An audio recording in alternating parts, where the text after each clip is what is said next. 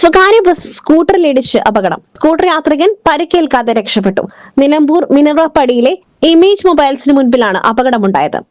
മുന്നിലെ ബസ്സിനെ മറികടക്കുവാൻ ശ്രമിക്കുന്നതിനിടെ സ്കൂട്ടറിലിടിക്കുകയായിരുന്നു. റോഡിന്റെ ഇടതുഭാഗത്തേക്ക് വീണതിനാൽ വലിയ അപകടം ഉണ്ടായില്ല. തുടർന്ന് മുൻപിലെ ബസ്സിന് പിന്നിലിടിച്ചാണ് ബസ് നിന്നത്. 2 കാറുകളും അപകടത്തിൽപ്പെട്ടിരുന്നു.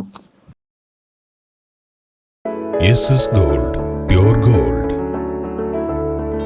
ഗ്രൂപ്പ് നിലമ്പൂർ.